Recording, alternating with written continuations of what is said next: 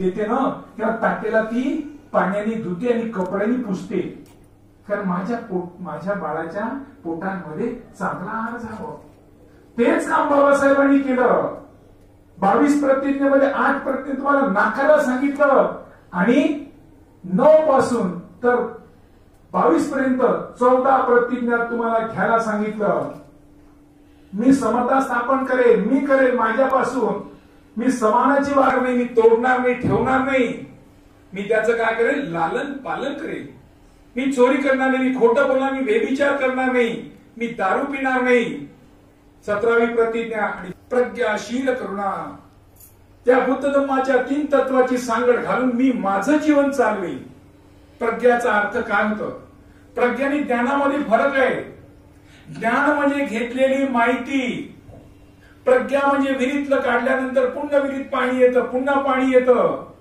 बाबासाहेब प्रज्ञावंत होते म्हणून बाबासाहेबांचं लिखाण जे साहित्य असेल, ज्या प्रज्ञावंतांनी जे लिखाण केलं, जे दिलं, म्हणून किती वर्षाची गुलामी होती, किती मानसिक गुलामीत होतो आम्ही, किती संत आले, किती संत जायले, कोणी आमच्या नवसाला नाही पावलं, किती देवी आली, किती तिने केलं. अज्ञानामुळे आम्ही किती खालच्या तराला जातो. म्हणून म्हणतात की ते साहित्य तुम्ही वाचा, ते वाचन करा, त्याच्यामुळे तुमच्या जीवनात बदल पडेल. एवढा मोठा, एवढ्या कमी 36 वर्षाच्या अवधीमध्ये 1920 पासून सुरू झालेला 1956 पर्यंत किती कालखंड कमी आहे. त्या कालखंडांमध्ये जे काही काम केलं गेलं, जे काही त्याचे आपण सर्व दोदक आहोत, दिसणारे आहोत, ही सर्व पुण्य बाबासाहेबांची आहे. म्हणजे एवढ्या कमी अवधीमध्ये एवढं चांगलं काम करणार, ते उच्च कोटीचं काम, ते करण्याचं काम बाबासाहेबांनी केलं. आणि बाबासाहेबाचाच कारभार हे धम्म दिशेला जाणे, सर्वांना आपल्याला बुद्ध धम्माचा धम्म स्वीकार करणे. कारण बाबासाहेबांसमोर सर्व धर्मांची दरवाजे उघडी होती, तरी परंतु बाबासाहेबांना कोणी लालच दिली नाही, पैसा दिला नाही, काहीच दिला नाही आणि बुद्ध धम्म स्वीकार असं कोणी सांगितलं नाही. परंतु ख्रिश्चनमध्ये, मुसलमानांमध्ये, शिखांमध्ये हे सर्व बाबासाहेबांसमोर मोठी मोठी आव्हानं होती. ती सर्व लालच पैसे देत होती, तरी परंतु बाबासाहेबांनी त्यांना नाकारलं आणि आपल्याला बुद्धाचा धम्म दिला. म्हणून आमची तुमची जबाबदारी आहे, काही असो. आम्ही वारंवार सांगतो 25 डिसेंबरला इतर कार्यक्रम करू नका. 25 डिसेंबरला याला महत्व द्या. कारण तुम्ही जेव्हा ह्या 25 डिसेंबरचं महत्व तुम्हाला कळलं, कारण मनुस्मृती तुमच्या डोक्यातून गेली. आज मी मनुस्मृती त्यांच्या डोक्यात आहे. आज मी मनुस्मृती त्यांच्या डोक्यात असल्यामुळे ते मनुस्मृती सोडायला तयार नाही. म्हणून ओबीसींची त्याच्यामध्ये परिवर्तन व्हायला तयार नाही. कारण काय झालं, चिखलाने जर हात भरलेला असेल ना आणि तुम्ही नळाखाली गेले तर पटकन धुवू शकता, पण तोच हात जर पेंडी भरला असेल ना तर पटकन धुता येत नाही. ओबीसीचं तसंच आहे. देव, धर्म, कर्म एवढे त्यांच्या डोक्यात बसले, एवढे त्यांच्या डोक्यात बसले. आता आम्ही ओबीसी धम्म दीक्षा करतो म्हणजे काय सहज होते का? पहिले स्वतःला संघर्ष करावा लागते, स्वतःशी लढावं लागतं. स्वतःची लढणं झालं, घरात बायको पोराची लढावं लागते. बायको पोराची लढलं तर मग जातीत लढावं लागते. तो महाराज झाला म्हणते. म्हणजे किती मोठा संघर्ष असतो, सहज नाही भेटत. कारण तुम्ही बाबासाहेबला ओळखता, तुम्ही बुद्धाला ओळखता, मी बाबासाहेब घरी लावलं म्हणजे महाराज म्हणतात. म्हणजे त्या एवढ्या मेंटॅलिटीमध्ये ते बसलेले आहेत. म्हणजे ओबीसी धम्म दीक्षा, ओबीसीची दीक्षा, ओबीसी धम्माकडे सहज गोष्ट आहेत का? त्याला खूप संघर्षातून यावं लागतं, लक्षात ठेवा. म्हणून झूठा पैसा, रूठा बाई, समय समय पर काम आहे. तुमची आमची नैतिक जबाबदारी की आमच्या भावाची संख्या वाढली पाहिजे. आमच्या भावाची संख्या वाढली तर समाजांमध्ये असे गदे घोडे निर्माण होणार नाही, विकाऊ निर्माण होणार नाही. कारण धम्म हा माणसाला शीलवान बनवतोय. आणि शीलवान माणूस जर कुटुंबात निर्माण झाला तो धम्मामुळेच निर्माण होतोय. आणि तो धम्माचं जर आचरण करत असेल तर समाजात डॉक्टर, इंजिनियर, वकील किंवा कोणतेही मंत्री होऊ द्या, कारण तो शीलवान असेल तरच तो समाजाला घडवू शकतो, पुढे नेऊ शकतो. असे शीलवान व्यक्ती आपल्याकडे आलेले आहेत. आज आपण त्या शीलवान व्यक्तीला ऐकू आहेत. मी आदरणीय संतोषजी भालदार यांना विनंती करतो, त्यांनी या प्रसंगी आम्हाला मार्गदर्शन करावं.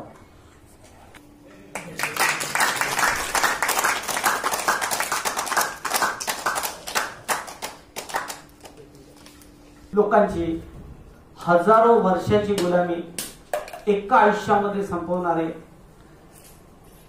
भारतरत्न, विश्वरत्न डॉक्टर बाबासाहेब आंबेडकर. हे वाक्य मी पुन्हा रिपीट करतो, थोडस लक्ष द्या. कोट्यावधी लोकांची हजारो वर्षाची गुलामी एका आयुष्यामध्ये संपवणारे भारतरत्न विश्वरत्न डॉक्टर बाबासाहेब आंबेडकर.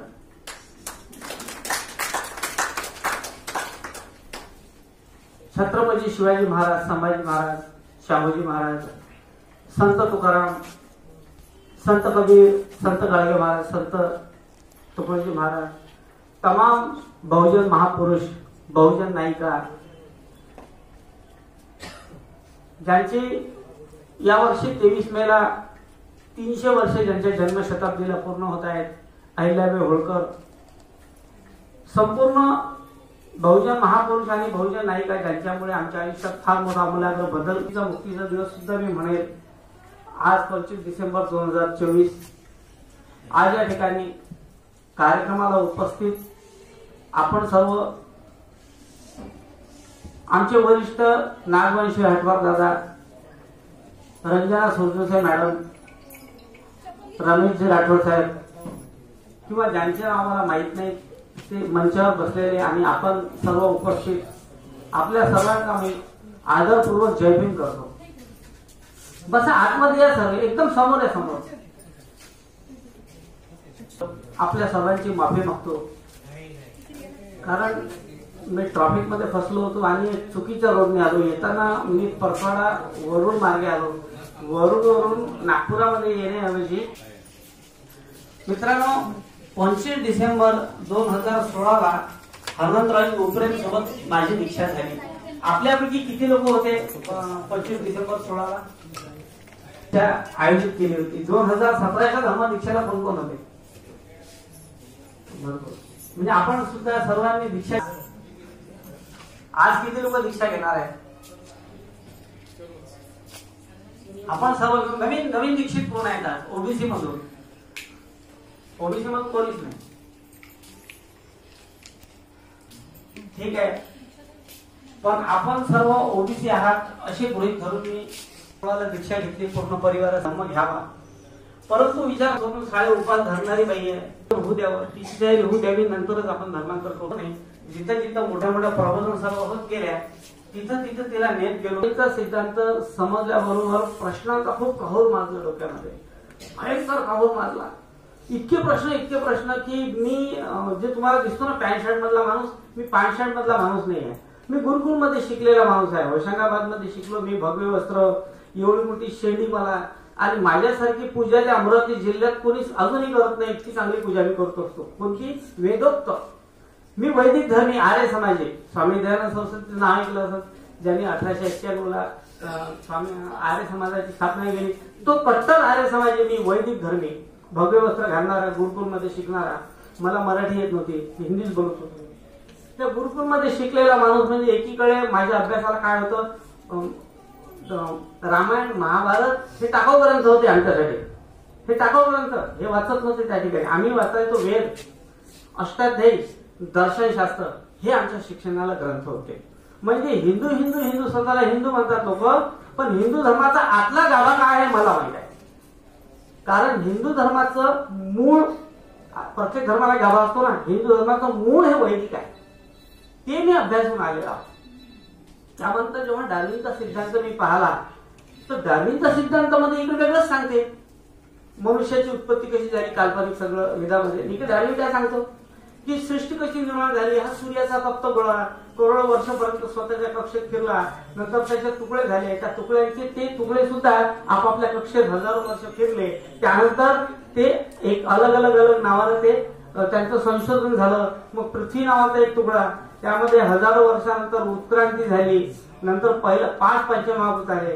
5 पंचमहाभूतापासून पहिला जीव आला शेवाळ, मग डिंभक, आणि मग हळूहळू करता जीवसृष्टी प्रगत होत गेली. मग जीवसृष्टी पाण्यातला, मग उभयचर, मग असं करता ही जीवसृष्टी पूर्ण प्रगत झाली. आणि डार्विन सांगतात की ही जीवसृष्टी प्रगत कशी झाली. मग तो माणूस आला अश्मयुगातला, लोह युगातला. हे सगळे 3 माणसं आले. नंतर या माणसानं स्वतःलाच कसं प्रगत कसं केलं. आज हा जंटलमॅन माणूस लॅपटॉप वापरणारा, आयफोन वापरणारा, एआय टेक्नॉलॉजी निर्माण करणारा. आता आली ना इंटेलिजंट टेक्नॉलॉजी आली.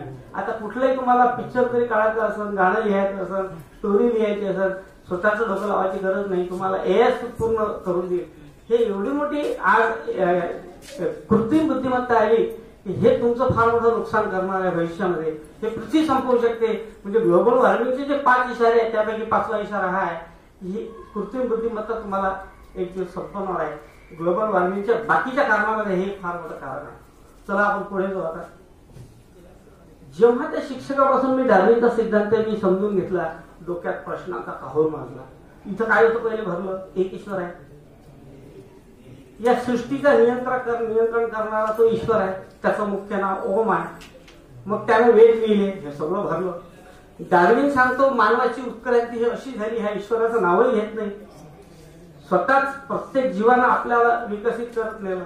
मग सत्य काय आहे? मग सत्य काय असलं पाहिजे?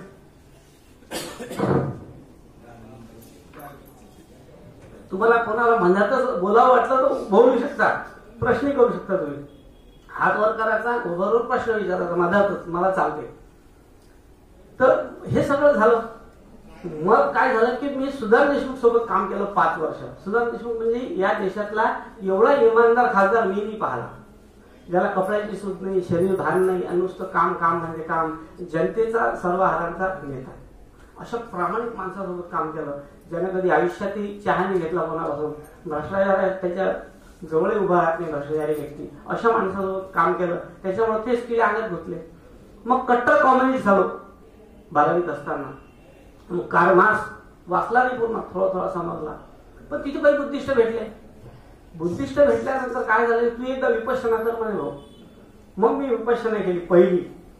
पहिली विपश्यना केली तर एक 85 वर्षाचे म्हातारे होते. 10व्या दिवशी जेव्हा तुम्ही केली आहे विपश्यना, सगळ्यांनी केली आहे ना, खूप छान. तुम्हाला तुमचं मार्ग सापडेल. का धम्मामध्ये कसं आहे की धम्माचं तत्वज्ञान हे शाब्दिक ज्ञान आपल्याला 3 प्रकारे मिळते. शाब्दिक ज्ञान, श्रुत ज्ञान आणि पुस्तकीय ज्ञान म्हणजे शब्द प्रामाण्यवाद. प्रत्येक माणूस शब्द प्रामाण्यवाद मध्ये अटकला आहे. प्रत्येक माणूस मी सांगतो रामायणात लिहिलाय, मी सांगतो महाभारत लिहिलाय, आमच्या धर्मग्रंथात लिहिलाय, मैं बोल रहा हूं मेरे कुरान में लिखा है. प्रत्येक माणूस शब्द प्रामाण्यवादी आहे. स्वतःचं डोकं, स्वतःची चिकित्सा, स्वतःची बुद्धी कधीही लावत नाही. सिंपल गोष्ट आहे. चिकित्सा म्हणजे काय हे बघा मी समजून सांगतो. हा टेबल आहे, सारे म्हणून हा खोटा बोलतो, हे एवढी चिकित्सा आहे. हा खुर्ची आहे, तुम्ही बसले तो स्टूल आहे, किती खोटा बोलतोय माणूस. अरे स्टूलाची व्याख्या असते, 4 पाय असते, खुर्चीला टेका असतो, टेबल हा असा असतो, बॉटल ही अशी असते. हा आता सत्य वाटते, पण झालं उलटच.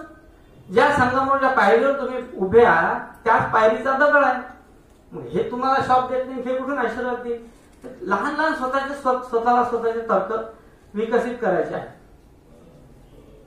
तर ह्या सगळे जे आमचे दुःख आहे हे ओळखले महापुरुषांनी, ओळखले. सगळ्या महापुरुषांनी आमचे दुःख ओळखले. काय दुःख असायला पाहिजे त्यांचे दुःख कसे समाप्त होते.